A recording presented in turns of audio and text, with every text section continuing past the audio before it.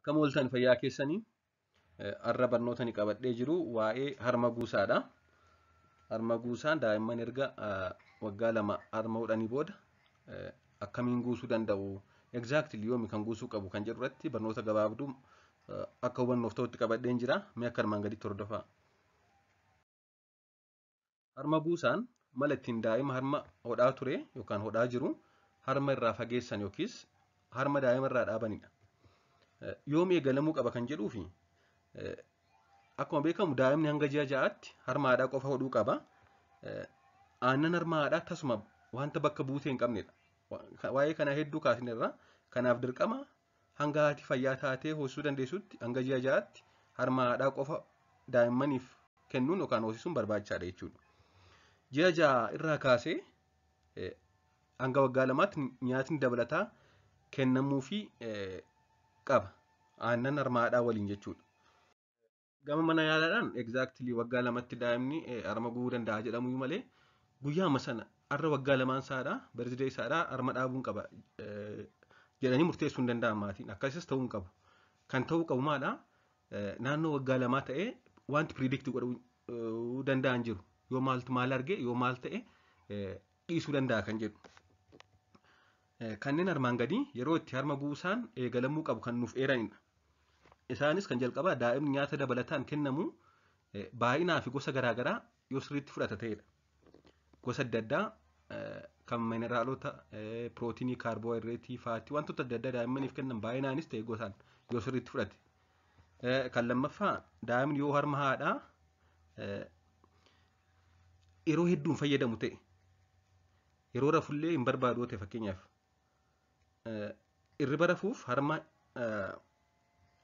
argachuun fedhu yoo ta'e harmaaf hin boo'u yoo ta'e akkasumas immoo yoo boo'icha irraa sossobuuf harma hin barbaachisu ta'e yeroo daa'imni baay'ee boo'u yoo dirqama harma argatee boo'icha dhiisa miti ta'e akkasumas immoo daa'imni yoo fedha harmaaf qabu hir'isaa deeme ni beekama jechuudha. Akka isaan fedhi isaan harma hodhuuf qaban irrataa deeme. Akkasumas immoo yoo haati miirri ishee harma guusuuf qophaa'aa ta'e saayikooloojikaalii fiizikaalii harma guusuuf qophooftuu yoo taate harma guusuu eegalsiisuun ni danda'ama. Sababni isaas tasa yoo dhaaban haadholiin fiizikaaliis ta'e saayikooloojikaalii wanta isaan irratti himuu qaba. Xiinsammuu isaanii irrattis qaamaanillee harmi aannan baay'ee guutee isaan rakkisuu danda'a. Kanaaf haatis itti qophaa'uu danda'uu qabdi jechuudha. Akkamitti eegalamuu qaba kan jedhuufi malli gaariin harma guusuu itti eegalamuu qabu inni caalu yookaan inni yeroo hedduu ta'uu qabu maadha.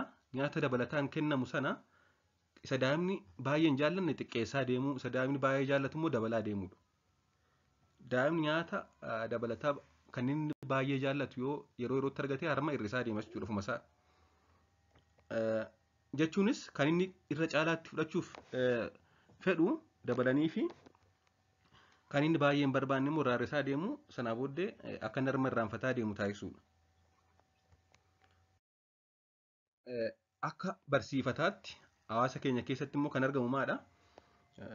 Yeroo daa'ima harma guusan tokko daa'ima fuudhanii mana firaa kaa'uu xiqqoo haadharraa fageessuu jechuudha. Kun egaa yaa'u filannoo maatiidha. Guyyaa muraasaaf torban muraasaaf manarraa fageessuu akkasumas immoo kan baay'ee beekamu baala eebichaa kan baay'ee hadhaawaa ta'e baala eebichaa harma haadhaatti dhibuun akka harmi daa'imatti hadhaa'u gochuun daa'imni akka harma dhiisu taasisu. Akka waliigalaatti wanta daa'ima hin miine haa ta'u malee wanta hadhaa'u harmatti dibuun ni danda'ama. Garuu wanti sun daa'ima miidhuu hin qabu. Wanta tooksik ta'e ta'uu hin qabu jechuudha. Wanti daa'ima hadhaa'ee akka daa'imni harma jibbu taasisuun ni dandeenya jechuudha. Yoo daa'imni nyaata garbiraa sirriitti fudhata ta'e qophaa'aa yoo ta'e jechuudha. Akkasumas egaa bakka tokkotti immoo pilaasterii kan fiixee harmaatti godhanii dhiisan jiru jechuudha. Kun rakkoo hin qabu. Hanga daa'imni nyaata dabalataa fi bishaan gahaa gosa nyaataa vaaraayitii adda addaa sirriitti argatetti. Akkasumas immoo harma daa'imaaf kennuu dhaabuun xiqqoo miira haadhaa irratti effektii qaba waan ta'eef haatis qophaa'uu qabdi jenneerra. Kanaafuu egaa isa kana danda'uu qabdi garuu akkasii haati. Tariitii walabummaa of danda'u kan agarsiisu jira daa'immanii waan harma dhaamaniif kan gammadan jiru. Harma hodhuu dhiisee yeroodhaan kan piraawud ta'an kan gammadan jiru daa'imman. Tokko tokko immoo kan baay'ee gaddan jiru kan aaran jiru. Haadholiin tokko tokko immoo kan mata dhukkubbii godhatan jiru. akkasumas immoo akka isa waan badii guddaa dalaganiitti daa'ima harma dhowwachuu isaanii kan yaadan jiru. Isa kanaaf dursanii of qopheessuun barbaachisaadha jechuudha. Daa'ima harma hoosisanii guusuun barbaachisaa kan ta'ee fi kan jirudha waan ta'eef yeroo harma guusan saayikooloojikaalii wanta akka isaaniitti dhaga'amuu qabu. Vaariyaata adda addaa fayyadamnee akkaataa naannoo keenya jirutti harma guusuun ni danda'ama jechuudha.